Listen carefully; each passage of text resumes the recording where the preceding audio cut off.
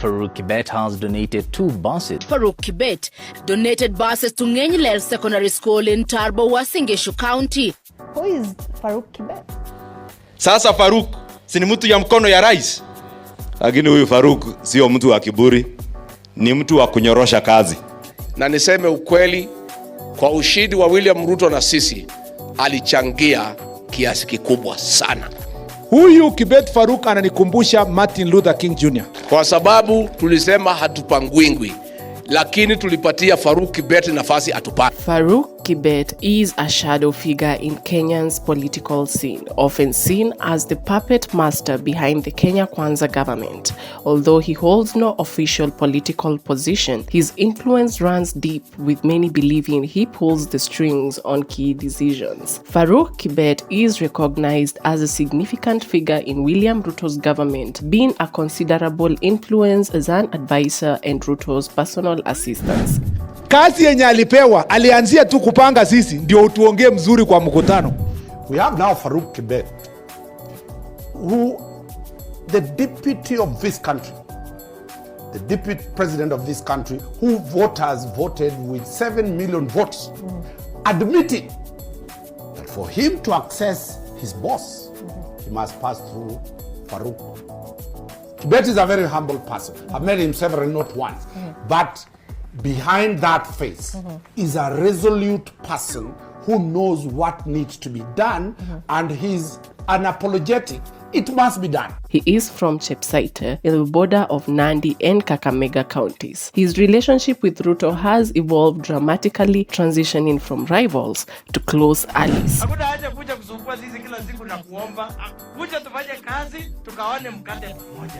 Mimi singekuwa na mtu wa mkono kama sio mzee huyu. And I'm very proud of FAROUK KIBET. Remarkably, KIBET's political achievements occurred without the benefit of higher education, as there are no records of him attending secondary school. KIBET entered politics at a young age, joining the Kenya African National Union (KANU) as a party activist during Daniel Arap Moi's presidency. His early political career unfolded in the Eldoret North constituency, where he actively engaged in leadership and advocacy. Known for his media presence, KIBET often sought opportunities to voice the concerns of local youth, which helped him establish connections in political circles, including his initial encounter with Ruto. Najua katika ofisi ya DP saa 7:30 iko chakula mzuri sana. Na hiyo chakula ule jamaa atakukosesha ni FAROUK KIBET.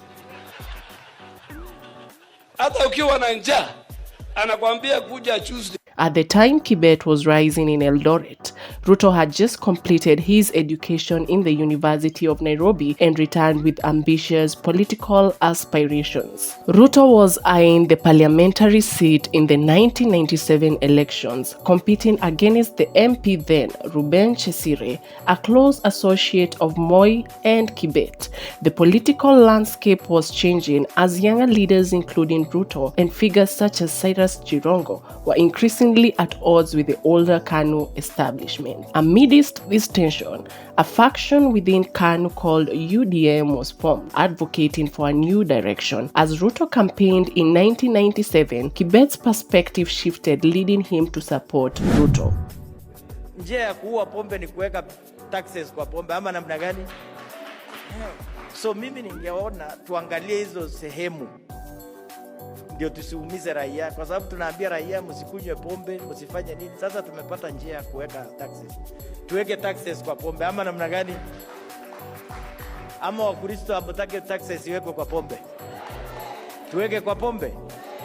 Tuweke kwa pombe ndio sasa iende juu na tunapata, lakini hii maneno ya mkate hatutaweka tax. This change was influenced by Isaac Mayu, who later noted in 2018 that KIBET had previously criticized Ruto before aligning with him. Wewe uko ndani huko. FAROUK hapo nje ndio anatunyorosha sana. Let me tell you kweli sasa ujue hapa. Huyu wako na powers yenye wewe ujui. Wanajua wasipomsifu huyu mtu. Hey.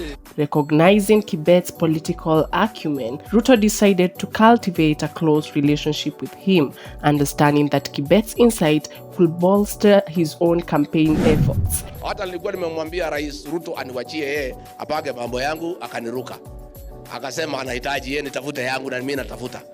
Lakini nimemwambia Farouk nikitafuta yangu atanifanyia training 6 months ashike laini ndio aweze kuendelea mbele. They forged a pact to support one another, which proved beneficial during the 1997 elections. KIBET provided Ruto with valuable information about his opponent Ruben Chisire, enhancing Ruto's chances of victory. And since then, KIBET has remained a steadfast ally, playing a crucial role in Ruto's political journey. Ukabila ni kitu mzuri ama ni mbaya?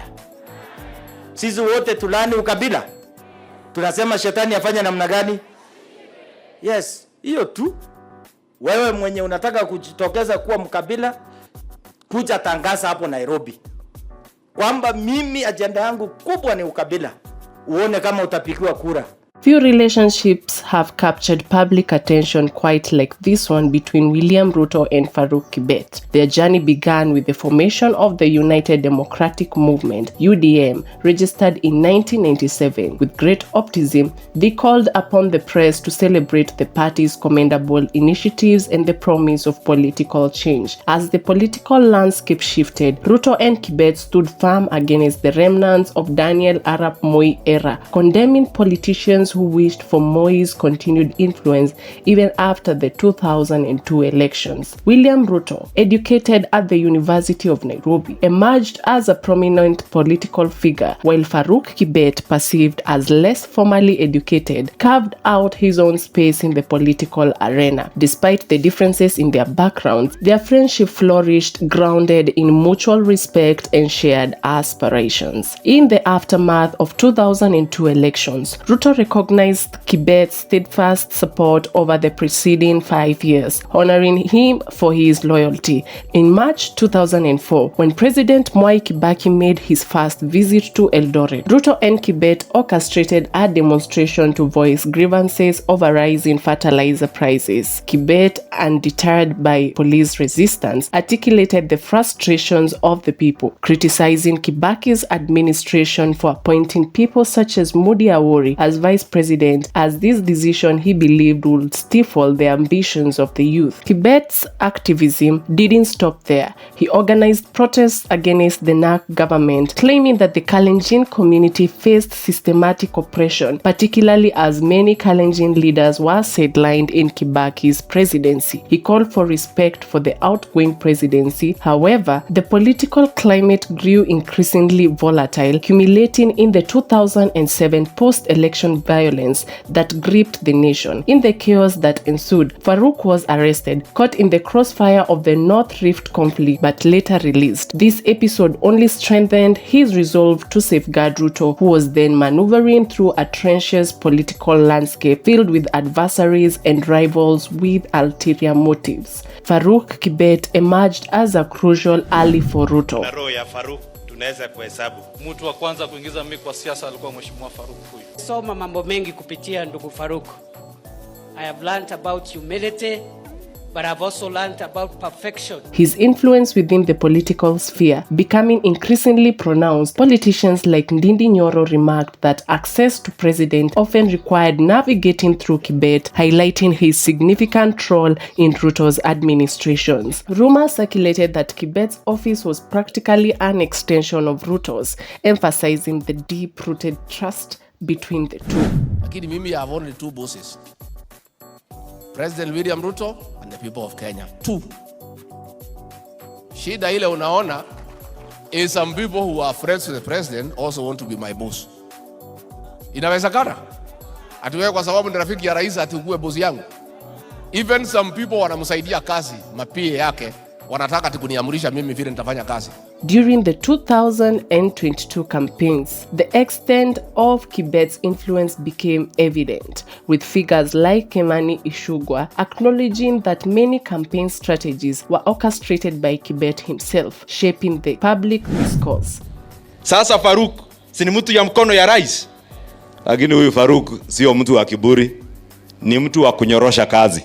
Even after the appointment of cabinet secretaries, KIBET continued to wield substantial sway, guiding key decisions within Ruto's government. The relationship between William Ruto and FAROUK KIBET transcends mere political alliance.